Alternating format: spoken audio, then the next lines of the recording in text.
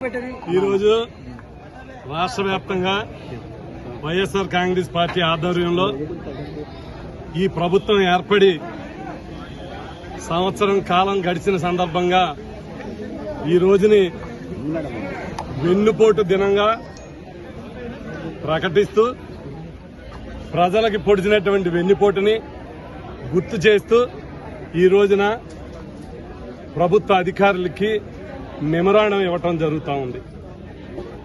మీ అందరూ చూస్తున్నారు, కూటమి ప్రభుత్వం ఏర్పడి సంవత్సర కాలం ముగిసింది. ఎన్నో హామీలు ఇచ్చి మోసం చేసి ఈ సంవత్సర పరిపాలనలో ప్రజలు వంచనకి, మోసానికి, వెన్నుపోటుకి గురై ఉన్నారు. ఎందుకనంటే మరొక్కసారి వెన్నుపోటు ప్రభుత్వం అని ఈ చంద్రబాబు నాయుడు గారి కూటమి ప్రభుత్వం రుజువు చేసింది.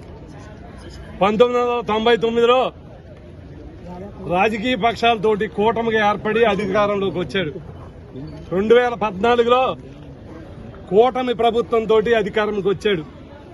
మళ్ళీ 2024లో కూటమి ప్రభుత్వంతో అందరితోటి కలిపి ఎన్నికలకు వచ్చాడు.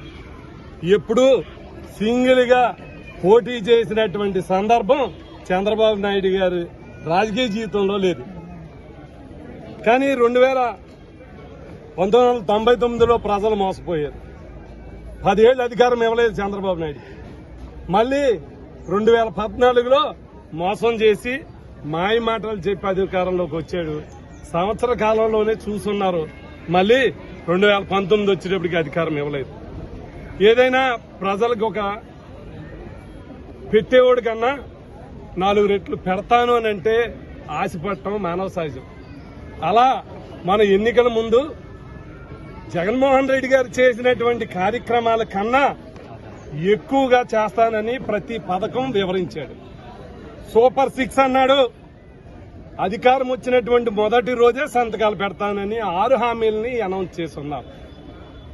ఒక పక్క మహిళలు, ఒక పక్క రైతులు, ఒక పక్క విద్యార్థులు, ఒక పక్క ఉద్యోగులు, సామాన్య ప్రజానీకం అంతా కూడా మోసపోయి ఉన్నారు. ఈ సంవత్సర పరిపాలనలో నిజంగా ఆడపిల్లలు ఆశపడ్డారు. అమ్మఒడి 15,000 ఇచ్చేవాడు, ఒక పిల్లకి ఇస్తున్నాడు జగన్మోహన్ రెడ్డి. ఈయన ఎంతమంది పిల్లలుంటే అంతమందికి ఇస్తానన్నాడు. నమ్మేరు, ఓటేశారు. సంవత్సరం నుంచి ఎదురు చూస్తాడు ఎప్పుడు ఇస్తున్నాడా అని. రైతు భరోసా కాదు, నేను 20,000 కేంద్ర ప్రభుత్వం ఇచ్చేటువంటి 6,000 తోటి కలిపి 26,000